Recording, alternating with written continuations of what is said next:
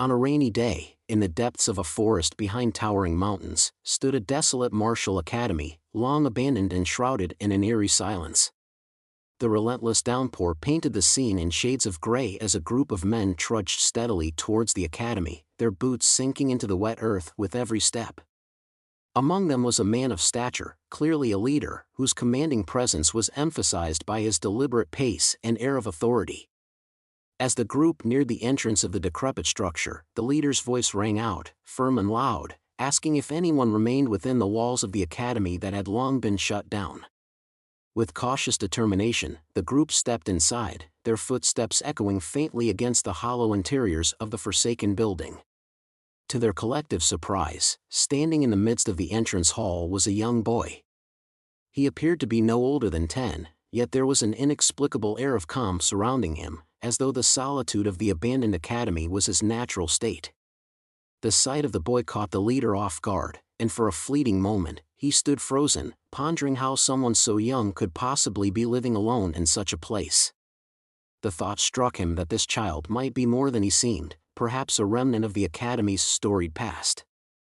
The leader, adjusting his demeanor, addressed the boy with an air of reverence, referring to him as a young warrior. He spoke with respect, requesting permission for himself and his men to seek shelter from the merciless rain within the academy's walls. The boy, however, was taken aback by this unexpected politeness. His mind swirled with confusion, struggling to comprehend why these strangers, fully grown and seemingly of considerable importance, would regard him with such deference. As the boy's thoughts raced, he considered the possibility that the men might have mistaken him for a young Taoist or perhaps a guardian of the abandoned academy. While the idea seemed absurd, he couldn't dismiss it entirely, especially as he observed the men bowing their heads before him in a show of deep respect. This act of humility from the strangers left the boy further perplexed but also curious. Despite his initial reservations, he began to feel that the men standing before him bore no ill intentions. Their respectful gestures and polite demeanor suggested they were not a threat, and the boy found himself hesitating, unsure of how to respond to their request. The heavy rain continued to drum against the roof of the academy, as if urging the boy to make his decision. The little boy, after a moment of consideration, returned the men's greeting with equal politeness. In a composed tone, he informed them that he too had taken up residence in the abandoned academy a few years ago, having found it to be a suitable refuge. He went on to assure the men that they were free to stay wherever they wished within the confines of the academy. However, he mentioned that he was currently occupying the pavilion and suggested they make use of the other available spaces in order to avoid any inconvenience. His tone remained calm and hospitable, conveying a sense of measured authority despite his young age. The leader of the group, clearly impressed by the boy's demeanor, expressed his gratitude for the hospitality shown to them. He assured the boy that his instructions would be followed to the letter and turned to address his subordinates. With a commanding voice, he reminded them of the boy's words, instructing them to avoid disturbing the pavilion and to seek shelter in the other parts of the academy. He emphasized the importance of respecting the young warrior's wishes, and his men, without hesitation, responded in unison, acknowledging his directives with respectful affirmation. They referred to him as the Patriarch, a title that hinted at his esteemed position among them, and promptly set about finding suitable quarters for the night. As the group dispersed, the little boy stood silently, observing their movements with a mix of curiosity and caution. His gaze lingered on their attire, noting the distinct emblem embroidered on their clothing, a single character that read Tang.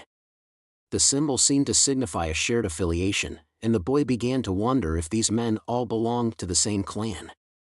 The thought intrigued him, and his mind filled with questions about their origins, their purpose, and the reason they had ventured into the secluded forest and stumbled upon the academy.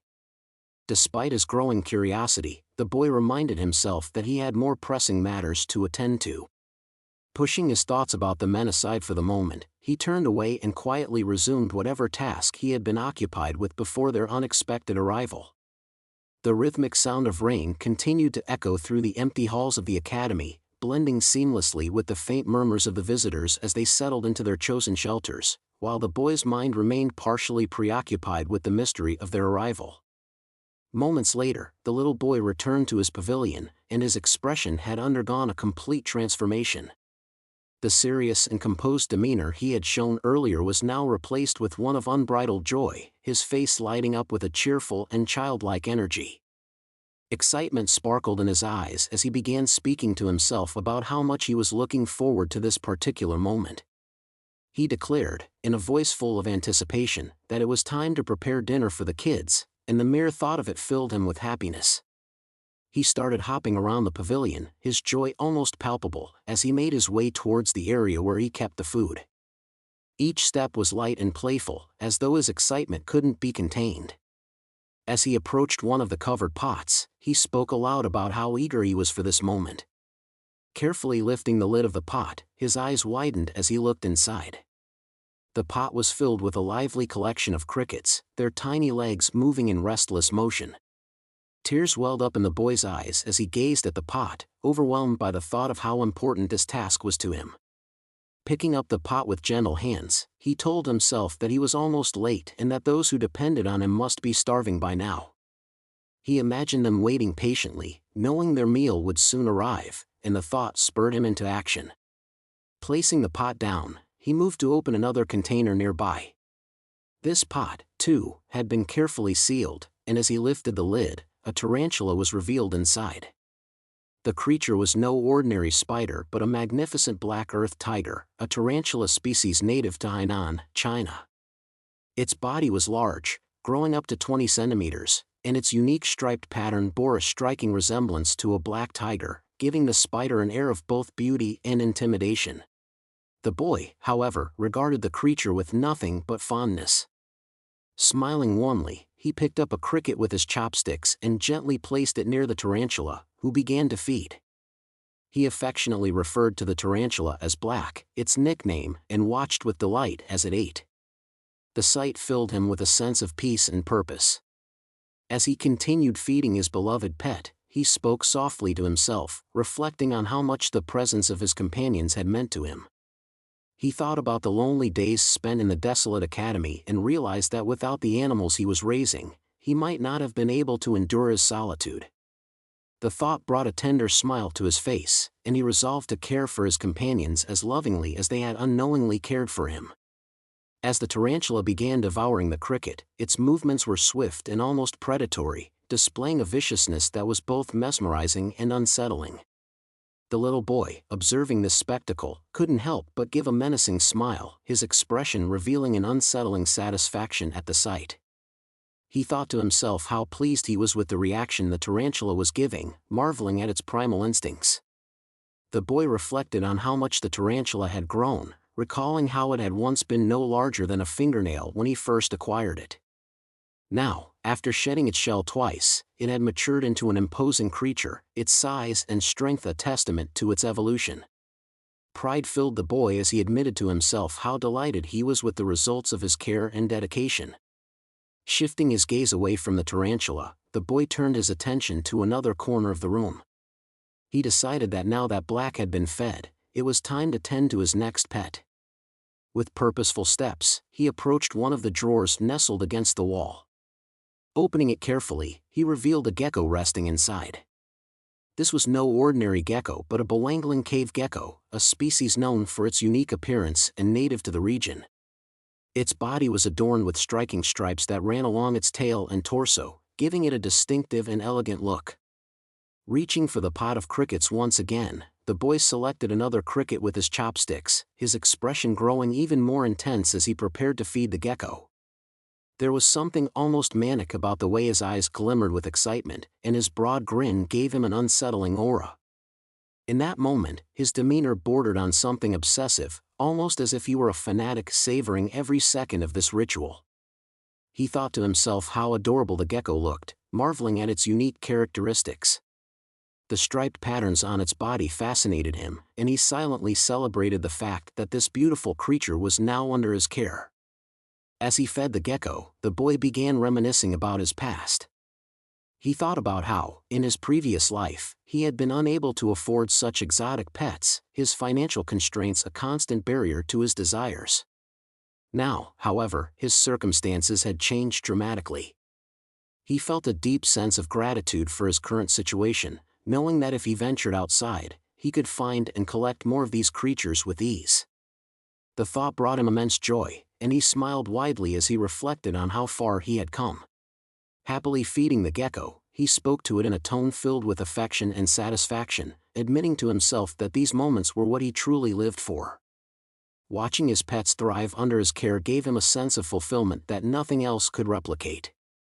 The boy's grin widened as he felt an almost overwhelming happiness, convinced that his life now revolved around the sheer pleasure of nurturing and observing these creatures that had become his companions. The rain continued to pour outside, but within the quiet confines of the pavilion, the boy found his own sanctuary, surrounded by the living symbols of his efforts and his joy. As the little boy continued feeding the gecko, an unexpected event unfolded. The gecko, perhaps mistaking the boy's hand for food or acting on instinct, suddenly bit him. The sharp pinch of the bite sent a jolt of pain through the boy's hand, and he let out a sharp scream, startled by the sudden attack from one of his beloved pets. Clutching his hand, he grimaced in pain, staring at the small marks left by the gecko's tiny teeth. For a brief moment, his cheerful demeanor faltered, replaced by a mix of shock and frustration at the unexpected betrayal. However, to fully understand the boy's story and the peculiar life he now leads, it is essential to delve into his origins and the life he left behind. The boy, as he had once admitted to himself, had a previous existence, one that had taken place on Earth. In that life, he was not a mysterious child residing in an abandoned martial academy but an ordinary human with an extraordinary passion. Before his reincarnation, he had lived a life of modest means and unwavering determination. On Earth, he had earned the title of professional biologist, a name respected among his peers and followers alike. Yet, what truly set him apart was his online presence. Known by the moniker Spicy Fabre, he had built a thriving career as a content creator, gaining fame for his expertise in venomous creatures and his daring encounters with them. His videos centered on the fascinating yet dangerous world of poisonous insects and animals, drawing millions of curious viewers from across the globe. Spicy Fabre was a name that inspired both awe and trepidation, as his fearless exploration of nature's most lethal creatures earned him a loyal following. In fact, just before the tragic event that ended his life, Fabre had reached a significant milestone, amassing an incredible 1 million subscribers on his channel. Fabre's final adventure on Earth began as a celebratory journey to Africa, an expedition he had planned as a tribute to his fans. During a live stream from the heart of the continent, he sought to commemorate his success by showcasing some of the world's most fascinating wildlife. As he interacted with his audience, reading their comments in real time, a recurring demand caught his eye. Viewers challenged him to prove his presence in Africa by finding and documenting one of the most feared creatures in the animal kingdom, the black mamba. This snake, notorious for its speed, aggression, and potent venom, held a legendary reputation as one of the deadliest vipers in the world. Eager to meet his audience's expectations and validate their faith in him, Fabre accepted the challenge. He ventured deeper into the wilderness, determined to locate the elusive snake despite the obvious risks. Armed with his camera and unshakable confidence, he pushed forward, his excitement overshadowing the dangers that lay ahead. Tragically, this bold decision proved fatal. In his pursuit of the black mamba, Fabre encountered the snake in its natural habitat. Whether due to a misstep or the unpredictable nature of the animal, the encounter turned deadly. The black mamba struck, delivering a venomous bite that claimed Fabre's life despite his desperate attempts to seek help. And thus, the journey of Spicy Fabre came to an abrupt end, his fearless spirit extinguished in the wilds of Africa. Yet, fate had other plans for him. Instead of passing into the void, his soul was reborn in a new world, carrying with it the memories of his past life and his profound love for the creatures he had devoted himself to studying. In this second life, he found himself in an unfamiliar body, inhabiting a mysterious and isolated martial academy surrounded by dense forests and towering mountains. Though his circumstances had changed, his passion for nature's wonders remained undiminished. Now, as the little boy feeding his exotic pets, he continued to embrace the joy and curiosity that had defined him as Spicy Fabre, albeit in a world far removed from the one he once knew. As Fabre continued reading through the comments during his live stream, his expression shifted to one of visible confusion. The messages demanding he show a black mamba seemed increasingly absurd to him. Fabre mused aloud to his audience, rhetorically asking if they truly thought black mambas were as common as stray cats one might stumble upon in a neighborhood. The idea amused him briefly, but it was clear that many of his viewers were either deeply curious or egging him on in hopes of seeing something extraordinary. Fabre sighed, realizing the pressure he faced to deliver something sensational. He stood up from his chair, addressing his audience once more as he announced he would be taking a brief break from the stream. He explained that he needed time to search further for the elusive black mamba, a creature so legendary that even seasoned herpetologists found it challenging to encounter in the wild. With that, he placed his phone on the table, ensuring the live feed continued, and headed toward the kitchen to grab a snack, feeling the need to refuel for the daunting task ahead. Meanwhile, the chat buzzed with speculation and excitement. One viewer jokingly suggested how incredible it would be if a black mamba were somehow already inside Fabre's house, turning his search into an unexpected twist of fate. Another viewer, taking the joke further, asked the group what would happen if Fabre were actually bitten by the snake. The responses were grim but blunt, with many pointing out the obvious: if he were bitten, he would undoubtedly die, given the potency of the black mamba's venom. The chat's atmosphere was a mix of humor, morbid curiosity, and anticipation, with viewers glued to their screens as the stream continued. At that very moment, Fabre had no idea how close he was to fulfilling the bizarre prophecy laid out in the chat. As he opened the refrigerator, searching for a quick bite to eat, his eyes scanned the shelves, but he stopped abruptly, his attention caught by an unusual sight. To his utter shock and disbelief, a sleek, dark figure lay coiled on one of the shelves. It was unmistakable, the black mamba, its scales glinting faintly in the dim light of the refrigerator, its cold gaze fixed on him. For a brief, surreal moment, Fabre's mind raced with conflicting emotions. On one hand, he felt a strange sense of triumph. After all the effort and challenges, he had finally found the elusive black mamba. On the other hand, a wave of dread surged through him as he realized the dire predicament he was in. Before he could react, the black mamba moved with lightning speed, striking his hand with its venomous fangs. The pain was instant and searing, radiating up his arm like fire. Fabre stumbled backward, clutching his hand, his body overwhelmed by the venom coursing through his veins. The chat exploded with reactions as viewers watched the drama unfold in real time. Messages flooded in, ranging from disbelief to panic, as the audience struggled to process what they had just witnessed. Some urged him to seek help immediately, while others expressed shock at the sheer improbability of what had just occurred. Fabre, however, had no time to respond. The venom worked quickly, and his body began to shut down. He collapsed to the floor, his vision blurring and his strength fading. As he lay there, his thoughts were a chaotic mix of regret, irony, and acceptance. It struck him as profoundly unfair yet darkly poetic that, after all his effort, he had indeed found the black mamba, only to meet his end because of it. Within minutes, his breathing ceased, and Fabre's lifeless body remained on the floor, illuminated by the soft glow of the refrigerator light. The chat, still active, bore witness to his final moments, the viewers stunned into silence or frantically typing in disbelief. Fabre's last conscious thought, as his life ebbed away, was one of bitter irony. He had achieved his goal, proving the doubters wrong, but at the ultimate cost. Back in the present, as Fabre was immersed in his memories of his past life, a sudden voice snapped him back to reality. The patriarch's voice echoed from outside, calling out to him. Startled, Fabre quickly closed the drawer where his beloved pets resided, ensuring they remained hidden from prying eyes. He took a moment to compose himself before opening the door. Standing there, he faced the patriarch, whose face was adorned with a warm, inviting smile.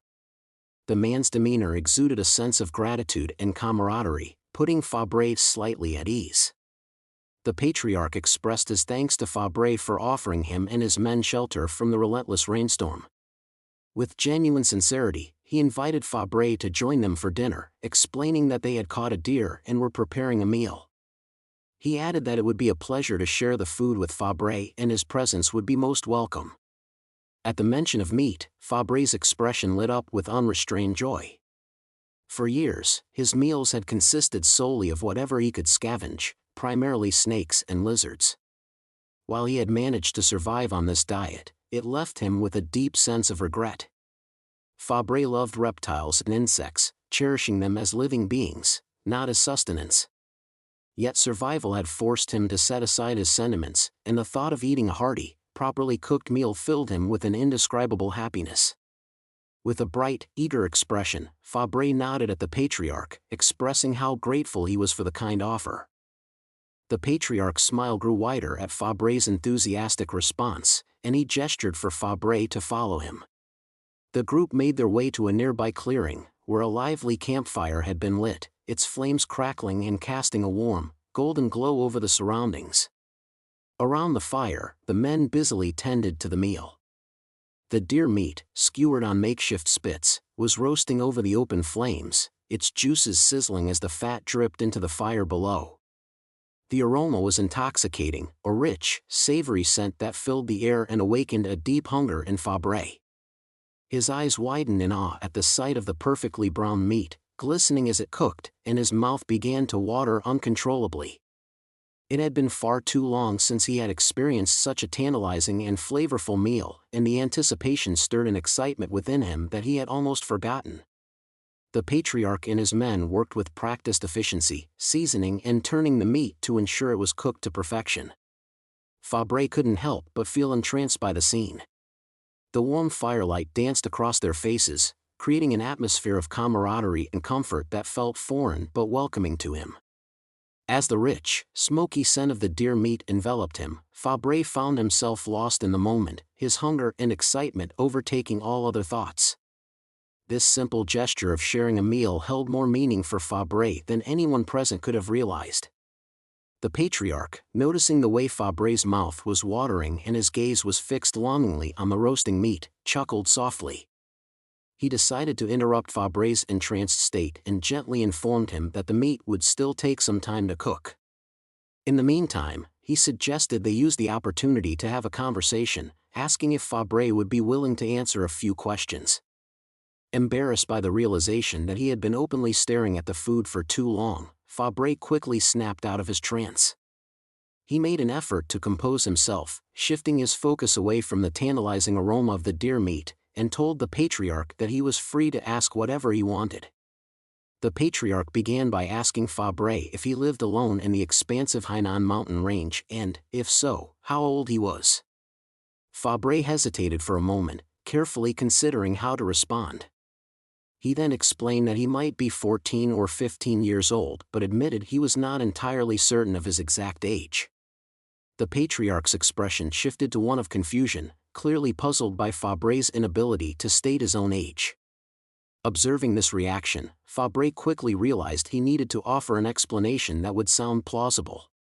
Thinking on his feet, he told the patriarch that as a child, he had suffered a head injury that caused him to lose many of his memories, including details about his age and early life. Hearing this, the patriarch's face softened with sympathy. The thought of a young boy enduring such a tragic event moved him deeply, and he expressed his condolences for the hardship Fabre had faced in his past. Fabre, however, merely smiled awkwardly in response, unsure how to handle the sudden wave of compassion directed toward him. He found himself caught between feeling flustered and relieved that his explanation had been accepted without further scrutiny. The patriarch, still curious, pressed on with his questions, asking Fabre if he had truly been living alone in the abandoned academy all this time. Fabre nodded and explained that he had indeed been residing there by himself.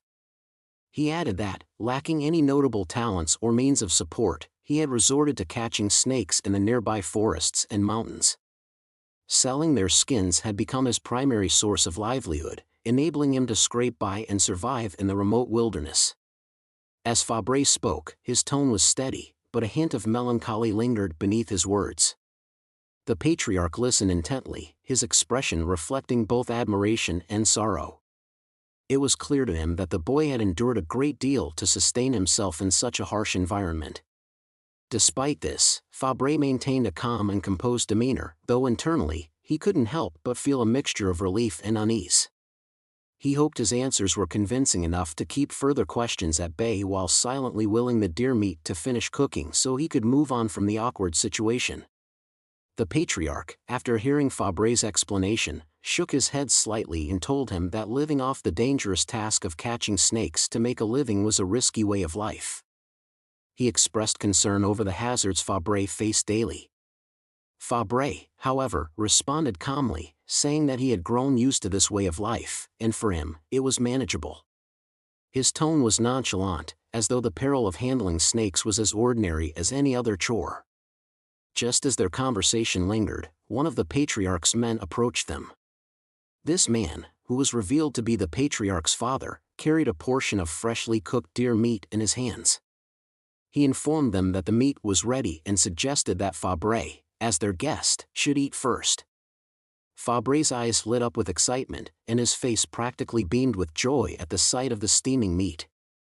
The patriarch's father, observing Fabre's eager expression, chuckled warmly and remarked that Fabre must have been truly hungry.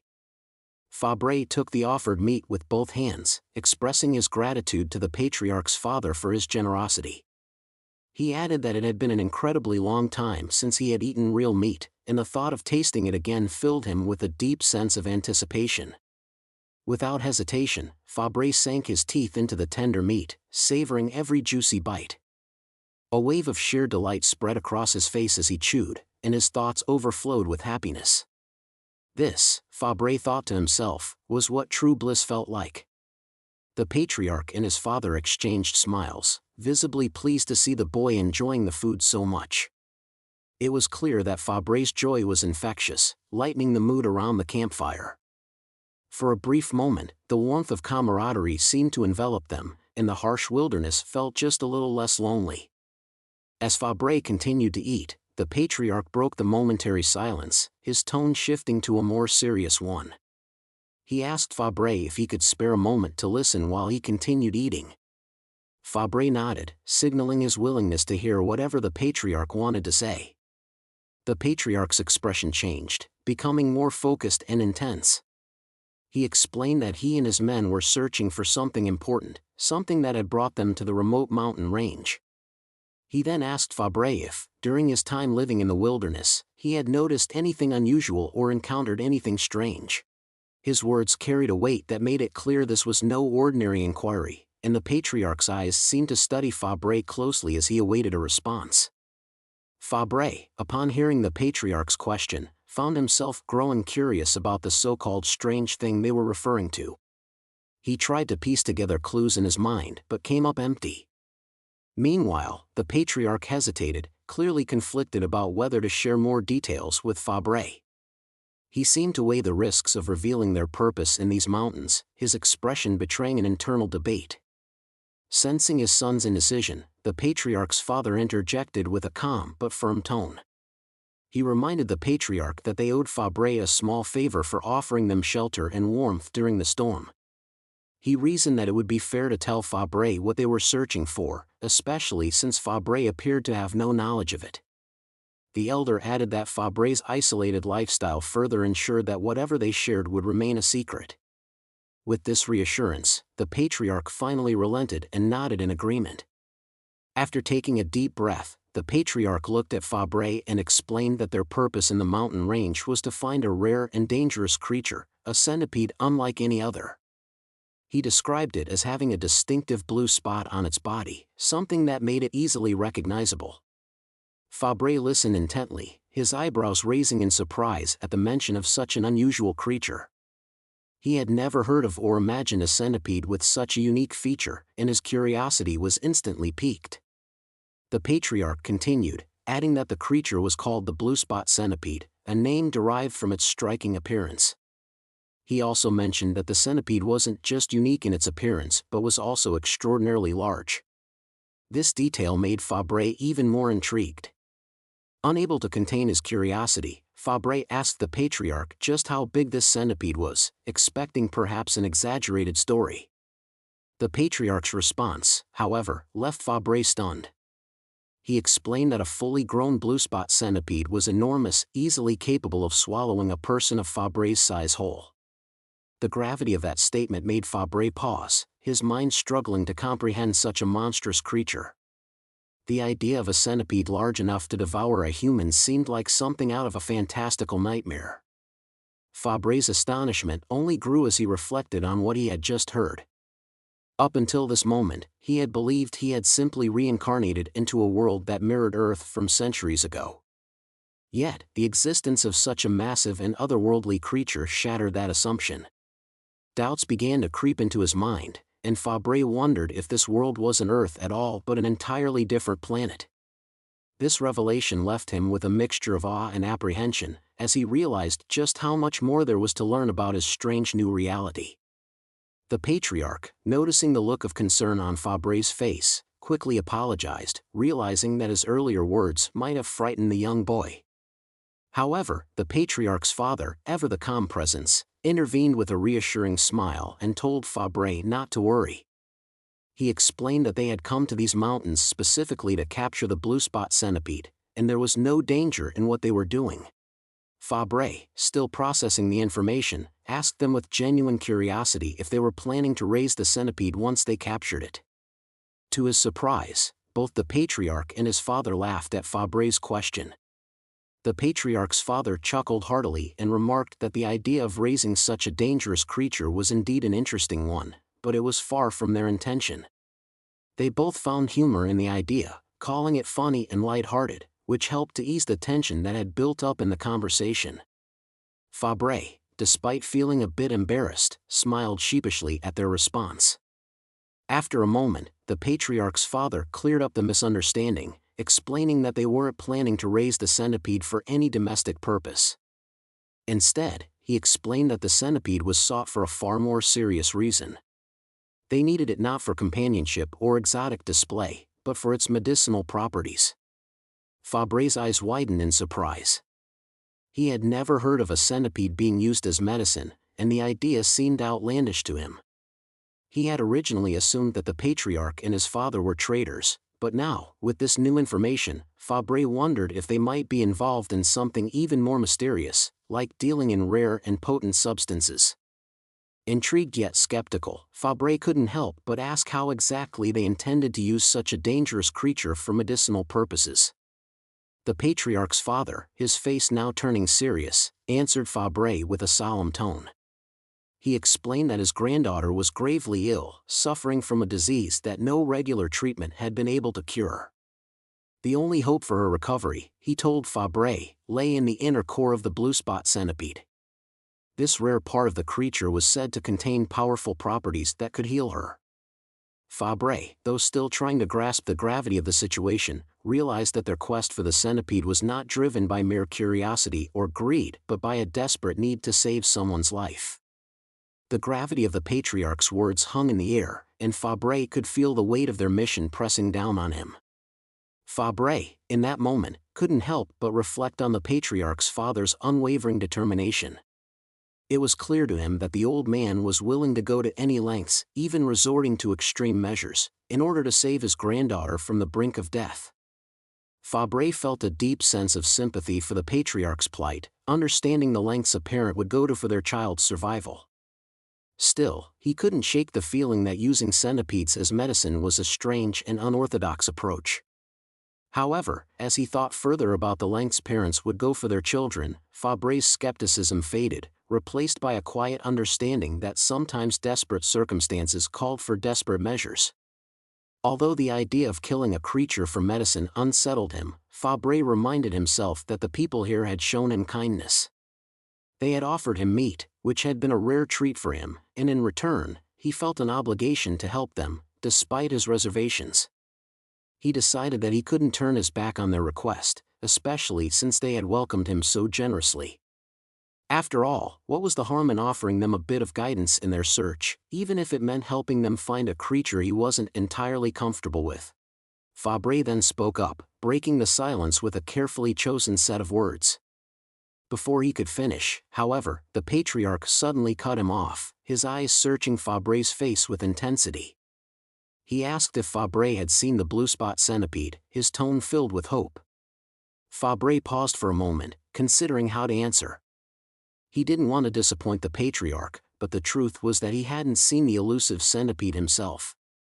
The patriarch's face fell with visible disappointment at this response, but Fabre quickly added, reassuring him that while he hadn't seen it personally, he might know where to find it.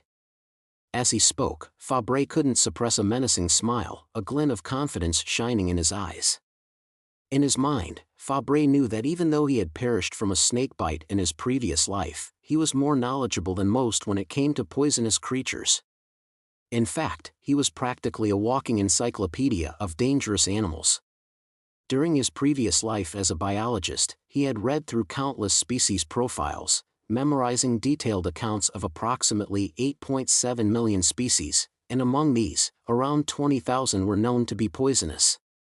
Fabre had each of these species firmly entrenched in his mind, and the blue spot centipede was no exception. He had studied them extensively, and he knew exactly where they could be found. With this confidence, Fabre thought to himself that when it came to poisonous animals, there was no one better suited than him to guide others. Spicy Fabre, as he had been known in his past life, had an unparalleled understanding of the toxic creatures that roamed the earth.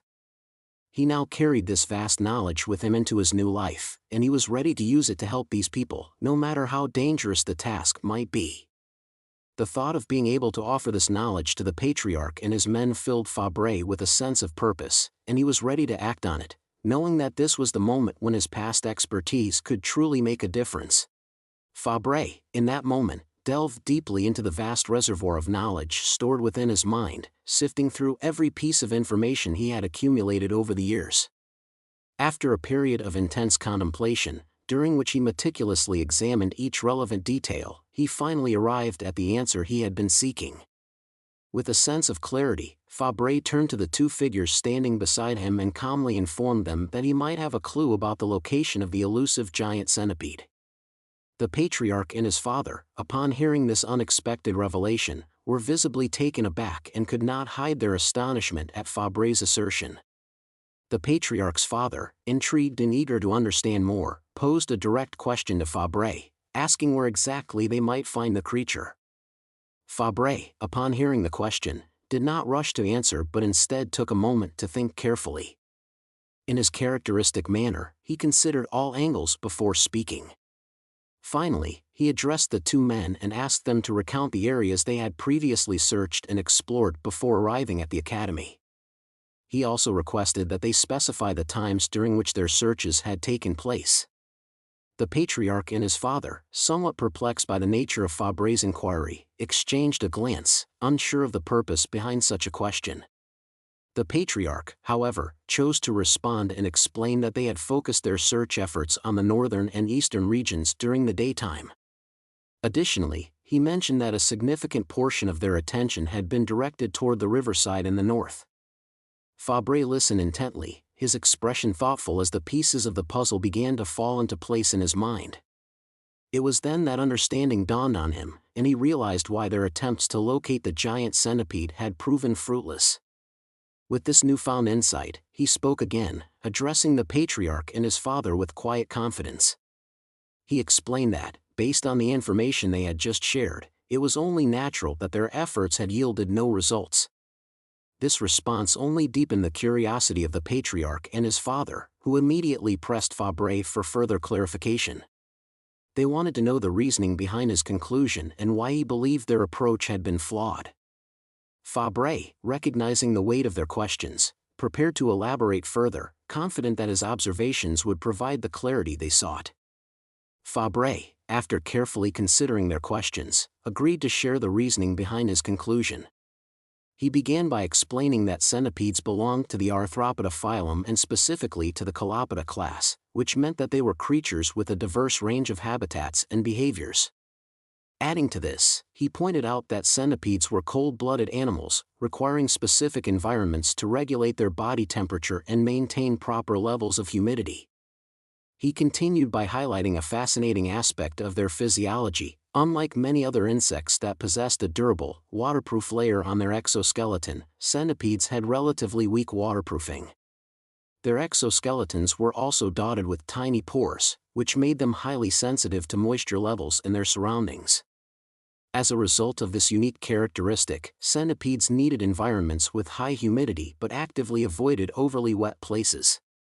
This particular trait made them dependent on a delicate balance. They could not survive without water, yet they would not thrive in excessively moist conditions. Building on this, Fabre pointed out that the specific species they were searching for, the blue-spotted centipede, was even less likely to inhabit jungles or riversides. At this point, the patriarch's father interrupted, expressing his disbelief and reflecting on their earlier efforts. He admitted that he had always assumed centipedes preferred places like the cracks of rotting wood or other damp, decaying areas. Fabre acknowledged this observation but added an important distinction. While smaller centipedes might indeed be found in such places, the giant centipede they were searching for was a completely different case. Fabre elaborated that larger centipedes had far greater needs and challenges.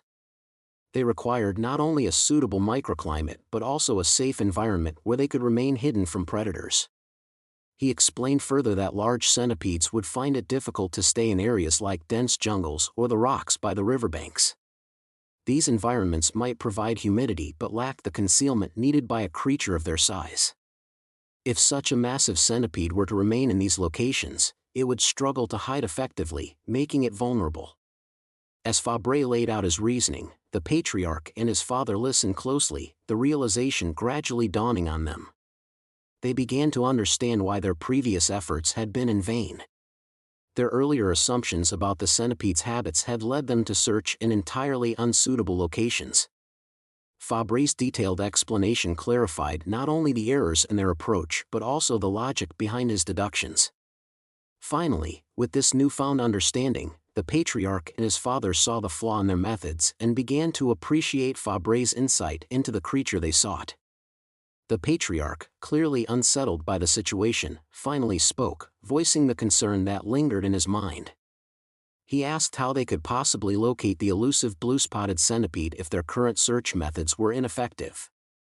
There was a hint of frustration in his tone, but it was also laced with a determination to find a solution.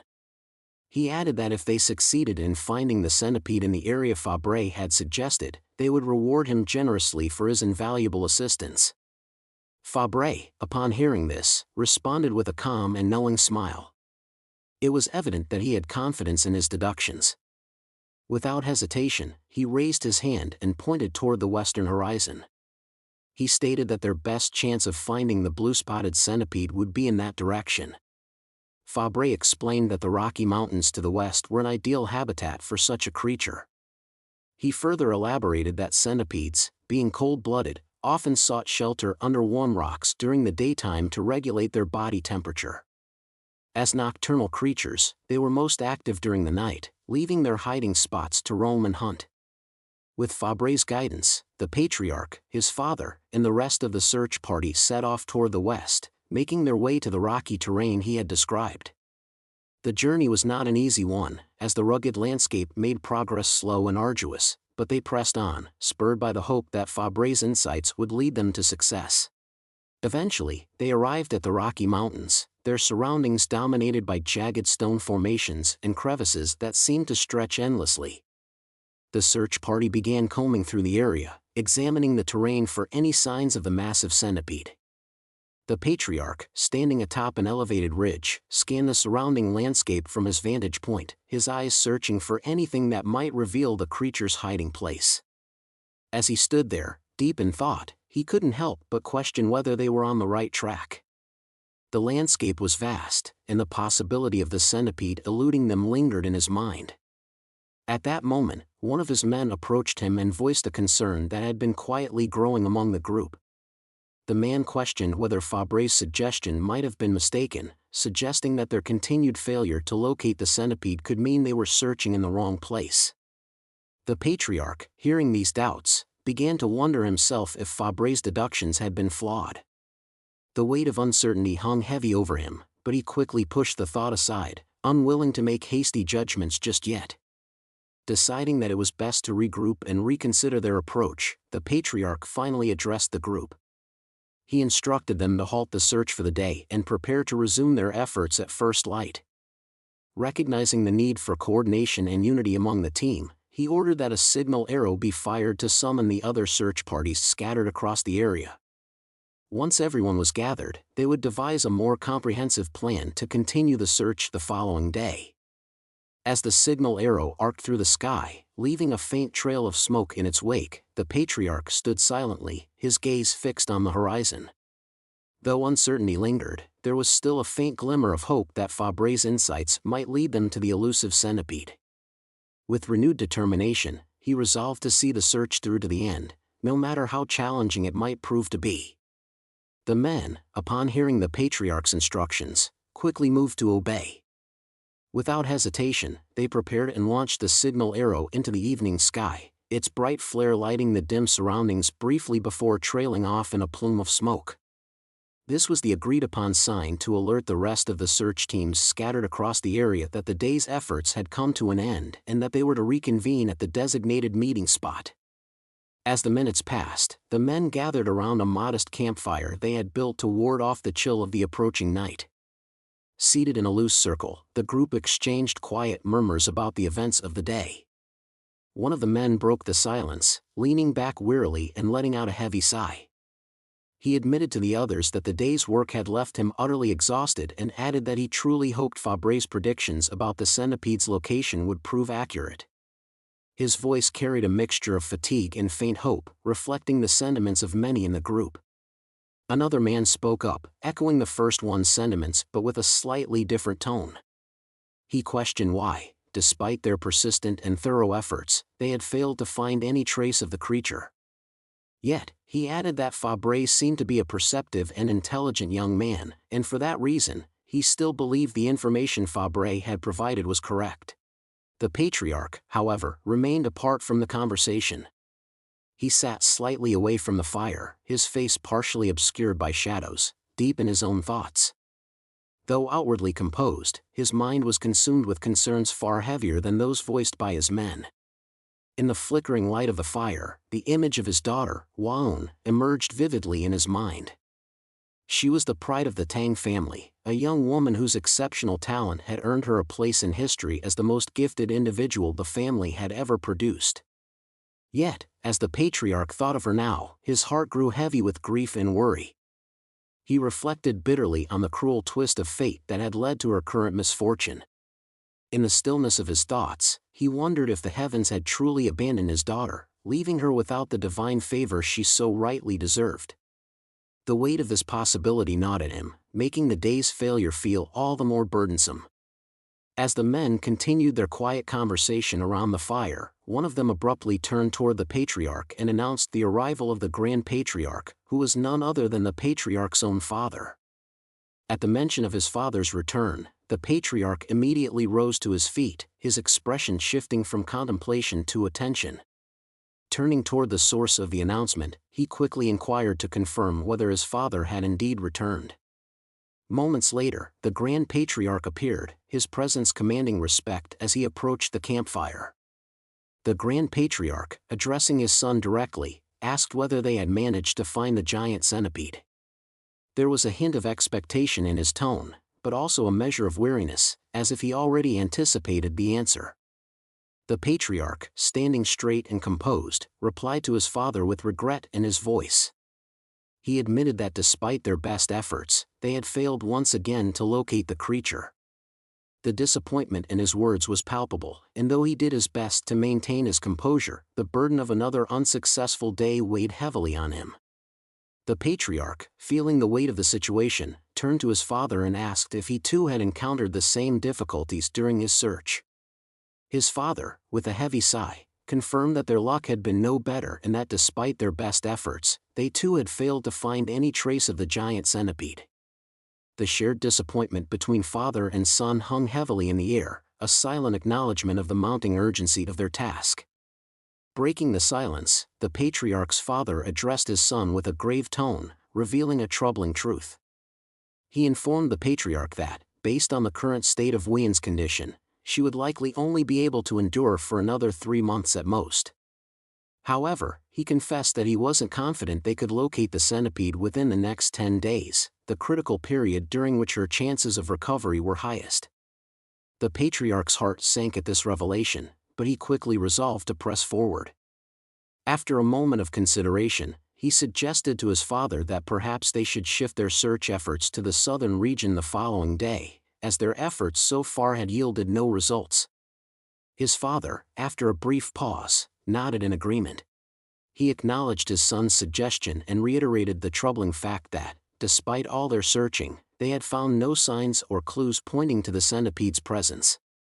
Yet, as he spoke, something sparked in his mind, a sudden realization that struck with the force of clarity. His expression changed, his brows furrowing in deep thought as pieces of the puzzle began to fall into place. In that moment, it was as though a veil had been lifted, and the patriarch's father finally understood what they had been missing. He straightened, his voice taking on an air of conviction, as he told his son that he now comprehended the situation. He explained that he had finally unraveled the clue they had overlooked, though he was almost incredulous that it had taken him this long to piece it together. There was a mixture of excitement and self-reproach in his tone, as if he couldn't believe the answer had been right in front of them all along.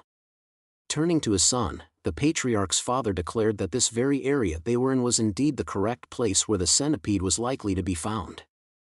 His confident assertion caught the patriarch by surprise, and he stared at his father, confused by this sudden shift in understanding. The patriarch, unable to hide his curiosity, asked his father if he had discovered something new that could finally lead them to the centipede. His voice carried a glimmer of hope, tinged with the anxiety of their pressing deadline, as he waited for his father to explain the breakthrough that might hold the key to saving Waun.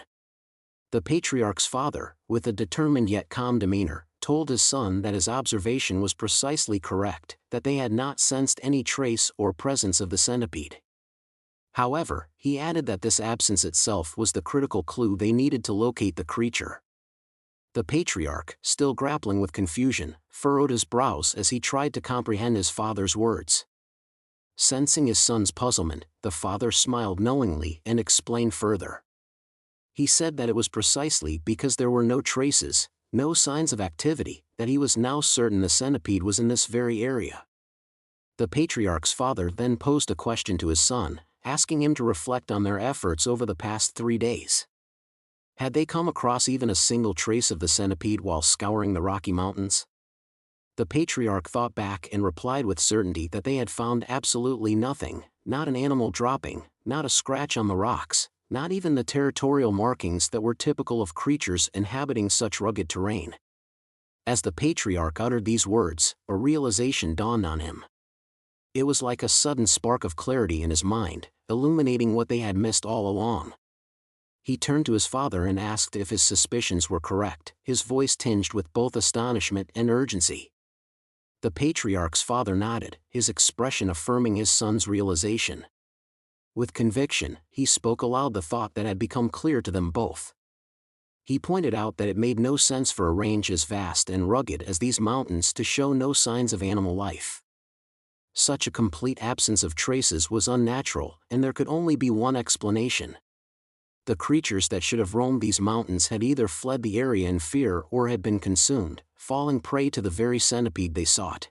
Placing his hands firmly on his son's shoulders, the patriarch's father met his son's gaze and declared with certainty that the blue centipede was here, hiding somewhere in the shadows of the mountains.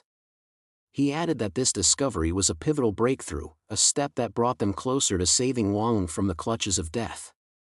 His voice carried both urgency and resolve, as though he could already see the light of hope breaking through their despair. The patriarch, hearing his father's words and understanding the gravity of what they had uncovered, felt a wave of relief wash over him. His earlier anxiety was replaced by cautious optimism, and for the first time in days, he allowed himself to feel hope. If they were right, and the centipede truly was in this area, then the end of their grueling search was finally within reach. He could already envision the moment they would succeed in capturing the creature and how it would give them the means to save his beloved daughter.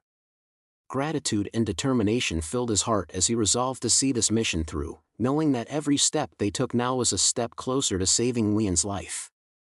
As the patriarch stood there, feeling a profound sense of relief that they were finally one step closer to saving his daughter, the ground beneath them suddenly began to tremble violently. The shaking was intense and unexpected, catching everyone off guard. Confusion swept through the group as they struggled to maintain their footing. The men exchanged bewildered glances, their minds racing to understand what could be causing such a seismic disturbance. The patriarch's heart pounded in his chest, his earlier relief now replaced by growing anxiety. While they were still attempting to process what was happening, the ground heaved once more, and suddenly, a thunderous explosion erupted just a short distance from where they stood. The force of the blast sent debris flying in all directions, with jagged rocks and chunks of earth pelting the surrounding area. The patriarch shielded his face instinctively, his mind racing with questions. His father, standing nearby, was equally perplexed, his expression a mixture of astonishment and alarm. Both men tried to comprehend the source of the sudden chaos, their eyes scanning the dust-filled air. As the debris settled and visibility returned, something extraordinary began to emerge. From beneath the earth, a slender, crimson leg, elongated and unnervingly sharp, pierced through the surface. The appendage moved with deliberate precision, sending a chill down the spines of all who witnessed it. The men, frozen in a mixture of awe and dread, watched as more of the creature came into view. Finally, it revealed itself in its full terrifying glory. There it was, the fabled blue-spotted centipede, its massive body slithering up from the depths of the rocky terrain. Its size was monstrous, far larger than any of them had anticipated. The creature's segmented body glistened in the dim light, its vibrant blue spots contrasting sharply with its dark, menacing form. Its many legs moved in eerie synchrony, each one striking the ground with a sound that resonated like thunder. Meanwhile, back at the academy, Fabre lay sprawled on his bed, staring lazily at the ceiling. His thoughts were far from tranquil as he contemplated the events unfolding in the mountains. With a smirk on his face, he muttered to himself, speculating on the commotion outside. The tremors and explosions had reached even his distant location, and Fabre couldn't help but marvel at the sheer magnitude of the chaos.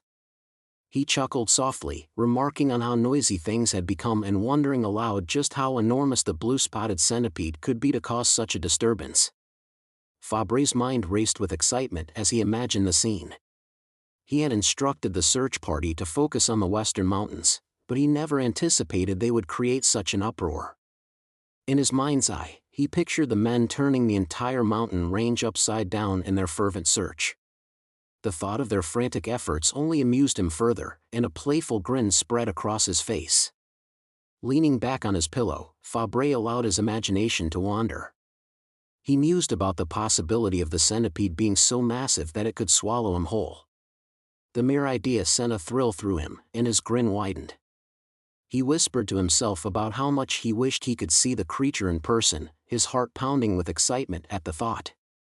The very notion of standing before such a colossal being stirred a mix of fear and exhilaration within him, and he couldn't help but laugh. To him, the unfolding chaos in the mountains was not just a climactic hunt, it was an adventure he yearned to witness firsthand. After an arduous and intense battle that tested the limits of their endurance and resolve, the Tang clan finally emerged victorious. The enormous blue-spotted centipede, a creature of myth and terror, had been defeated. Its lifeless form now lay sprawled across the rocky terrain, its size a testament to the monumental effort it took to bring it down. In the aftermath of the battle, the air was thick with exhaustion, relief, and the faint scent of blood and earth. Amid the quiet that followed, one of the warriors carefully approached the creature's massive body and retrieved its inner core, an object of unparalleled importance. The blue core, shimmering with an otherworldly glow, was gently placed in a beautifully crafted box lined with silk, its radiance illuminating the surrounding shadows. As the patriarch's father held the box in his hands, his face lit up with pure joy and a deep sense of relief. He raised his voice to address the warriors who stood around him, weary but victorious, and proclaimed that this was the core of the blue-spotted centipede's life essence. With this precious artifact in their possession, he declared, they could finally save Waun. At his words, a wave of emotion swept through the group. Some warriors wept openly, their sobs mingling with laughter as they rejoiced at the hope of saving the beloved daughter of the clan. Others stood silently, their eyes glistening with tears as the weight of their success settled upon them. The patriarch's father, too, was overcome with emotion, his hands trembling slightly as he held the box that symbolized both their victory and Wien's salvation. The patriarch, however, remained composed amidst the celebration. His eyes, though filled with gratitude, reflected a sense of resolve. He stepped forward, placing a steadying hand on his father's shoulder, and spoke firmly. He suggested that his father should take the uninjured warriors and return to Sichuan immediately, ensuring the corps would reach its destination without delay. His father, surprised by the sudden proposal, looked at him in confusion. The patriarch's father asked for clarification, wanting to understand why his son was urging him to leave so soon. The patriarch, his expression unwavering, began to explain. He spoke with a calm intensity, telling his father that grudges were etched in their blood while favors were carved in stone. He emphasized that while they must always honor their gratitude and commitments, they could never forget the debts of vengeance that demanded retribution. His words were heavy with meaning, each syllable carrying the weight of duty and the unyielding resolve of the Tang clan. As the patriarch continued, he revealed that there was still unfinished business that required their immediate attention. Though the core was now secure, there was another matter of great importance, one that could not be ignored. At that moment, his father's eyes widened as understanding dawned upon him. The patriarch's father realized what his son was referring to, and a flicker of regret crossed his face. He admitted that in his singular focus on Wien's plight, he had nearly overlooked something critical. Taking a deep breath, the patriarch's father nodded solemnly, acknowledging his son's wisdom. He agreed that they could not allow their personal victory to overshadow the broader responsibilities that lay ahead. Though his heart ached to see Wang saved as quickly as possible, he knew that his son was right. Their clan's honor and legacy demanded that they address every aspect of their obligations, ensuring that no stone was left unturned in the fulfillment of their duty. The patriarch's father, after hearing his son's words, nodded in agreement, acknowledging the wisdom in the suggestion. He remarked that it was only fitting to honor the young warrior Fabre as a guest of their clan and to fulfill any request he might have, given the invaluable role he had played in guiding them to the blue-spotted centipede. His contributions had been instrumental, and the clan owed him a significant debt of gratitude. The patriarch then informed his father that he had already instructed the injured warriors to seek immediate treatment in the village to recover from their wounds. In the meantime, he planned to personally visit Fabre. He added that the young warrior might be curious to hear the outcome of their encounter with the centipede and to learn about the trials they had faced during the hunt. Meanwhile, back at the academy during the daylight hours, Fabre was in an entirely different situation, one that left him visibly perplexed and uncertain. His face bore an expression of deep contemplation, but the scene was oddly comical, as he was currently surrounded and swarmed by a multitude of tiny blue-spotted centipedes. These small creatures clung to him, crawling over his arms, shoulders, and even his face. Their presence was both peculiar and overwhelming, and Fabre seemed caught between amusement and bewilderment. As he sat in his room, Fabre muttered to himself, pondering the bizarre predicament he found himself in. The night before, something extraordinary and entirely unexpected had occurred. Fabre had somehow become the adoptive father of these baby blue-spotted centipedes. Now, as they wriggled and squirmed across him with apparent affection, he was left wondering how such a strange turn of events had come to pass. He leaned back in his chair, gently brushing a few of the centipedes from his face, their tiny legs tickling his skin as they clung stubbornly to him. Fabre considered his options, debating whether to view the situation as a blessing or a burden. These creatures, though harmless in their current form, represented a responsibility he had never anticipated. Their loyalty to him was undeniable, and their curious behavior suggested they saw him as their protector. Yet, the thought of caring for them brought its own set of challenges, and he was unsure how to proceed. Fabre sighed deeply, feeling a mix of frustration and humor at the absurdity of it all. He gazed at the small centipedes, their tiny, glowing blue spots reflecting the sunlight streaming into his room, and wondered aloud how he was supposed to handle this peculiar new role thrust upon him. Despite the strangeness of the situation, a small smile crept onto his face. There was something endearing about these little creatures and their unwavering attachment to him, and for a brief moment, Fabre found himself laughing softly at the unexpected turn his life had taken. That's all for today. Thanks for watching.